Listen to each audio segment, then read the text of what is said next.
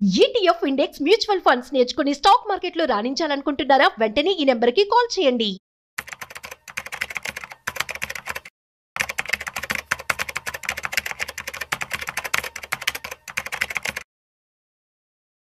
Hi, hello, namaste. Welcome to Business Buzz with Rajiv Pasupuleti on Suman TV.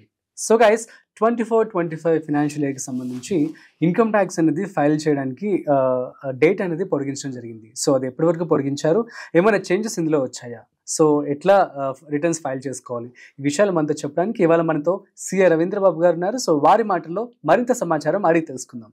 Hi sir, నమస్తే. Hi అండి, నమస్తే. ఎలా ఉన్నారు? Good అండి. Yeah, fine. సో ఇప్పుడు 24-25 ఫినాన్షియల్ ఇయర్కి సంబంధించి ఫైలింగ్ అనేది కొంచెం ఎక్స్టెండ్ కూడా చేయడం జరిగింది. సో ఎప్పటి వరకు చేశారు, ఏమైనా చేంజెస్ వచ్చాయి ఇందులో అంటే ఏమైనా చెప్తారా? సో ఏమైందంటే ఇన్కమ్ ట్యాక్స్ రిటర్న్స్ ఎప్పుడు కూడా ఏప్రిల్లో స్టార్ట్ అయ్యాయి filings. Normal due date 31 July కల్లా ఉండేది. అవునవును. ఈ ఇయర్ ఏమైందంటే ఫైలింగ్ చాలా లేట్ గా స్టార్ట్ అయింది. చెప్పాలంటే in fact income tax filing start అయ్యి కూడా ఓన్లీ హార్డ్లీ 3-4 డేస్ అయింది. సో గవర్నమెంట్ ఫార్మ్స్ రిలీజ్ చేయడం చాలా లేట్ గా రిలీజ్ చేసింది. సో అందరు షాక్ అయింది, ఎంతసేపు ఎంత లేట్ గా చేశారు అన్నది. దాని కనుక కిటికీ ఇప్పుడు చెప్తాను నేను. ఈ డేట్ అయితే 31 జూలై నుంచి సెప్టెంబర్ 15 దాకా డేట్ ఎక్స్టెండ్ చేశారు.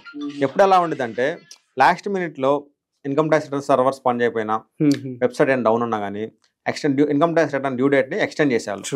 ఈసారి ఏమైందంటే అసలు రిటర్న్స్ ఎనేబుల్ చేయక ముందే డేట్ ఎక్స్టెండ్ చేశారు. ఇది అందరికి షాకింగ్.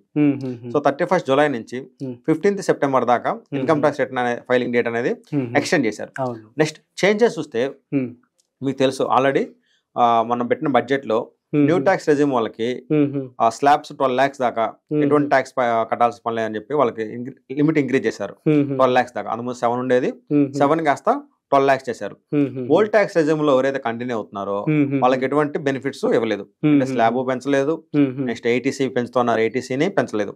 దాని కంటిన్యూషన్ గా ఇప్పుడు ఫైలింగ్ చేసేటప్పుడు వాళ్ళకి చాలా చేంజెస్ తెచ్చారు. ఎలాగంటే పొమ్మని లేక పోగొట్టినట్టు న్యూ ట్యాక్స్ రెజ్యూమ్ లో మాత్రం లాస్ట్ ఇయర్ ఎలా ఉందో సేమ్ అంతే. స్కీమ్ సెలెక్ట్ చేసుకోవటం, ఇన్కమ్ ట్యాక్స్ రిటర్న్ ఫైల్ చేయటం, రిఫండ్ వస్తే రిఫండ్, ట్యాక్స్ వస్తే tax, no change. But old tax regime ఎవరైతే ఆప్ట్ చేసుకున్నారో, అంటే ఓల్డ్ ట్యాక్స్ రెజ్యూమ్ అంటే ఏంటంటే మనం రెంట్ కడుతున్నాము, హోమ్ లోన్ తీసుకున్నాము, ఏటీసీలో ఇన్వెస్ట్మెంట్ చేసాము, ఏటీడీలో ఇన్వెస్ట్మెంట్ చేసాము, ఇలా అయితే ఎవరైతే ఓల్డ్ ట్యాక్స్ లో ఉండి సేవింగ్స్ చేసుకొని ఇన్వెస్ట్మెంట్ చేసుకున్నాము మన దీనికోసం ట్యాక్స్ బెనిఫిట్ వచ్చిందని చెప్పేసి వస్తున్నారో వాళ్ళకి మాత్రం సో మచ్ ఆఫ్ ఇన్ఫర్మేషన్. వాళ్ళకి మన బడ్జెట్ లో ఏం పెంచాల, స్లాబ్స్ నెక్స్ట్ డైరెక్షన్స్ ఏమి పెంచలా, అవేం చేయకపోయింది కాక నెక్స్ట్ ఇప్పుడు ఫైలింగ్ చేసేటప్పుడు సో మచ్ ఆఫ్ ఇన్ఫర్మేషన్ అడుగుతున్నారు. ఎలాగంటే లాస్ట్ ఇయర్ దాకా ఎలా ఉండేది, క్లీన్ గా అబ్జర్వ్ చేస్తున్నారని చెప్పి ఇప్పుడు అంత క్లీన్ గా దాన్ని మళ్ళీ థర్డ్ పార్టీస్ తో వెరిఫికేషన్ చేస్తాం అంటున్నారు. అది ఎలా వెరిఫై చేస్తారో చూడాలి, ఇంకా అది స్టార్ట్ అవ్వలేదు. బట్ ఎలా లాస్ట్ రెగ్యులర్ గా జరుగుతూనే ఉంటుంది కదా అసలు. ఇప్పుడు అంటే వీళ్ళు ఈ ఓల్డ్ ట్యాక్స్ రెజ్యూమ్ లో ఎవరు ఉండకూడదు అని వాళ్ళ ఉద్దేశం, వాళ్ళ పాలసీ, వాళ్ళ ప్రొసీజర్, దాని తగ్గట్టు అన్ని చేస్తున్నారు. సో ఎలా చేస్తున్నారంటే అంతకుముందు ఇన్కమ్ ట్యాక్స్ రిటర్న్ ఫైల్ చేసినప్పుడు మనకి ఏటీసీలో ఏమైనా డిడక్షన్ ఉంటే సెక్షన్ 80C సెలెక్ట్ చేసుకుంటాం. అక్కడ 1,50,000 మాక్సిమం లిమిట్ కాబట్టి మన ఇన్వెస్ట్మెంట్ ఎంత ఉంటే ఎంత, మన 2 lakhs అనుకోండి 1,50,000 పెడతాం, ఎందుకంటే మాక్సిమం 1,50,000. అలాగే మన 1 lakh ఉంది అనుకోండి 1 lakh పెడతాం మనం ఎంతైతే ఇన్వెస్ట్మెంట్ చేసాం. ఇప్పుడు ఈ ఇయర్ ఏటీసీలో అలా అమౌంట్ పెట్టడం కాకుండా బల్క్ బ్రేకప్, మీరు ఎల్ఐసీలో పెట్టారా, ఎంత పెట్టారు, ఎల్ఐసి పాలసీ నెంబర్, మీరు ఫిక్స్డ్ డిపాజిట్ లో పెట్టారా, ఎంత పెట్టారు, ఫిక్స్డ్ డిపాజిట్ యొక్క రిసిప్ట్ నెంబర్, ప్రావిడెంట్ ఫండ్ లో పెట్టారా, ఈపీఎఫ్ గానీ పీపీఎఫ్ గానీ ఎంత అమౌంట్ పెట్టారు, ఆ ప్రావిడెంట్ ఫండ్ అకౌంట్ యొక్క నెంబర్. సో నెంబర్స్ తో సహా వాళ్ళు బ్రేకప్ ఇవ్వాల్సి వస్తుంది. నెక్స్ట్ అంత 80D మెడికల్ ఇన్సూరెన్స్ తీసుకుంటారు, ఫ్యామిలీ ప్రొటెక్షన్ కోసం ఎవరన్నా తీసుకుంటారు ఇన్సూరెన్స్. 80D లో మనకి డిడక్షన్ వచ్చింది. అంతకుముందు లాస్ట్ ఇయర్ ఏం చేసేవాళ్ళు, ఎంత ఇన్వెస్ట్మెంట్ చేశారు, 20,000 15,000 అమౌంట్ ఇచ్చేవాళ్ళం. ఇప్పుడు ఏ కంపెనీలు తీసుకున్నారు ఇన్సూరెన్స్ పాలసీ, ఎవరి దగ్గర తీసుకున్నారు, స్టార్ హెల్త్ లో తీసుకున్నారా, ఐసిఐసిఐ తీసుకున్నారా, ఆ పాలసీ నెంబర్ ఎంత, వాళ్ళకి ఎప్పుడు పేమెంట్ చేశారు, అమౌంట్ ఎంత, అలాగా ఏటీసీ ఏటీడీలో complete observation documents. Next rent కడితే మనకి హెచ్ఆర్ఏ డిడక్షన్ వచ్చింది. హెచ్ఆర్ఏ డిడక్షన్ వచ్చినప్పుడు తీసుకుంటాం. లాస్ట్ ఇయర్ దాకా కూడా ఏంటంటే హెచ్ఆర్ఏ అమౌంట్ ఎంత, మనం ఎంత డిడక్షన్ వస్తే డైరెక్ట్ బల్క్ అమౌంట్ వేసాము.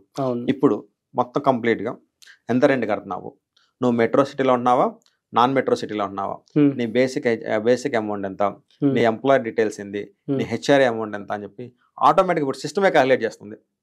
హెచ్ఆర్ ఎలిజిబిలిటీ అంటే నువ్వు ఎవరు హెచ్ఆర్ఎక్స్ తీసుకోకూడదని వాళ్ళు కంకణ కట్టుకున్నారు. సో అంతకుముందు నాకు ఏదైతే బల్క్ అమౌంట్ తీసుకున్నారో ఐటీసీ కానీ ఏటీటీ కానీ హెచ్ఆర్ఏకి కంప్లీట్ ఇన్ఫర్మేషన్ అడుగుతున్నారు. నెక్స్ట్ మన ఎలక్ట్రికల్ వెహికల్ కొంటే ఎలక్ట్రికల్ వెహికల్ కొని ఆ వెహికల్ లోన్, సో వెహికల్స్ మనం కార్ కొంటే ఏం చేస్తాం, లోన్ తీసుకుంటాం. ఏదైనా ఆ లోన్ మీద ఇంట్రెస్ట్ కడితే ఆ ఇంట్రెస్ట్ మనకి ఏమైతే డిడక్షన్ కింద వచ్చింది ఇన్కమ్ ట్యాక్స్ యాక్ట్ లో. ఎందుకంటే టు బూస్ట్ ఎలక్ట్రికల్ వెహికల్స్ ని, ఎలక్ట్రికల్ వెహికల్ బూస్ట్ చేద్దామని చెప్పి మీరు ఎలక్ట్రికల్ వెహికల్ కొనండి, దాని మీద మీరు వడ్డీ కడితే ఆ డిడక్షన్ ఇస్తామని ఉంది. సో లాస్ట్ ఇయర్ దాకా కూడా ఎంత వడ్డీ అని చెప్తే సరిపోయింది. ఇప్పుడు vehicle number, loan account number, vehicle details ఇస్తేనే రిటర్న్ ప్రాసెస్ అవుతుంది, లేకపోతే ముందుకు వెళ్ళట్లేదు. నెక్స్ట్ అంతకుముందు హోమ్ లోన్ తీసుకున్నా, ఎడ్యుకేషన్ లోన్ తీసుకున్నా, ఇలా ఏ లోన్లు తీసుకున్నా కానీ ఏమైనా ఇంట్రెస్ట్ పే చేస్తే ఇంట్రెస్ట్ అమౌంట్ మనకి డిడక్షన్ కింద వచ్చేది.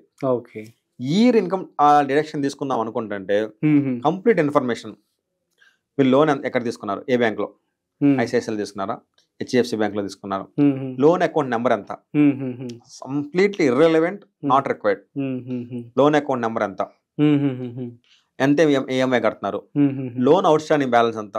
మళ్ళీ లోన్ అవుట్ స్టాండింగ్ బ్యాలెన్స్ కావాలంటే మళ్ళీ బ్యాంక్ కొరకాలి, ఎందుకంటే ప్రీపేమెంట్ చేయొచ్చు, మధ్య మధ్యలో పెనాల్టీ చార్జెస్ పట్టవచ్చు. సో వాడికి తెలియదు. సో మళ్ళీ బ్యాంక్ వెళ్ళి ఆ డీటెయిల్ తీసుకొని ఇక్కడ వచ్చి సబ్మిట్ చేయాలి. సో ఓల్డ్ ట్యాక్స్ లో ఎవరైతే కంటిన్యూ అవుతున్నారో అంటే వాళ్ళంటే అస్సలు ఇష్టం లేక సమతి తల్లి ప్రేమ అంటారు. అసలు నీకు అన్ని వంట ఇష్టం లేదు, సో నేను పంపించాలి, నేను ఏం చేయాలి, ఇన్ని రకాలుగా చేస్తా అని చెప్పేసి ఓల్డ్ ట్యాక్స్ రిటర్న్ ఫైల్ చేసే వాళ్ళ కోసం eighty C, eighty D, education loan, car loan, home loan, HRA గానీ కంప్లీట్ ఇన్ఫర్మేషన్ మొత్తం ఇప్పుడు ఫీడ్ చేయాల్సి వస్తుంది. నెక్స్ట్ ఈ డేటాని ఇప్పుడు వీళ్ళు ఏం చేద్దాం అంటున్నారంటే బ్యాంక్స్ తో చెక్ చేసుకుంటారు అంటే కట్టారా లేదా. నెక్స్ట్ ఇన్సూరెన్స్ కంపెనీస్ తో చెక్ చేయడం, వీళ్ళ దగ్గర మీ పాలసీ చాలా పెద్ద టైం తీసుకుంటుందేమో కదా, మరి పాసిబిలిటీ అవుతుందంటారా? అది అవుతుంది. ఎవ్రీ ఇయర్ అలా భయపడుతూనే అప్లై చేస్తారు, కానీ ఇప్పుడు మరి మీరు చెప్తుంటే కొంచెం స్ట్రిక్ట్ గా ఉన్నట్టు స్ట్రిక్ట్ గా ఉంది.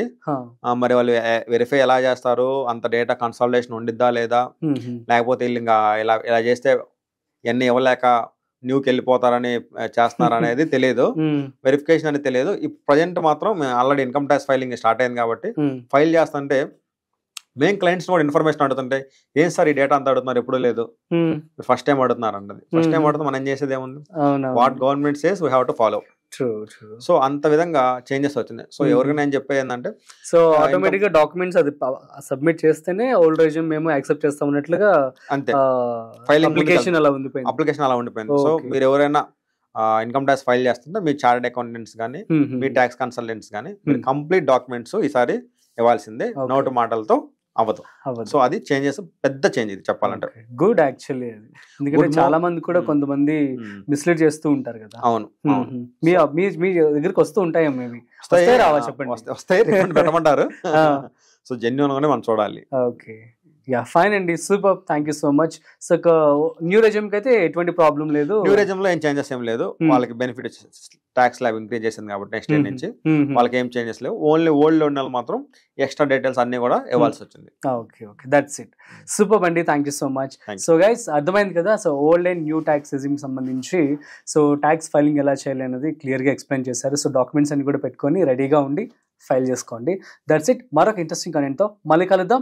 అంతవరకు చూస్తూనే ఉండండి సుమన్ టీవీ.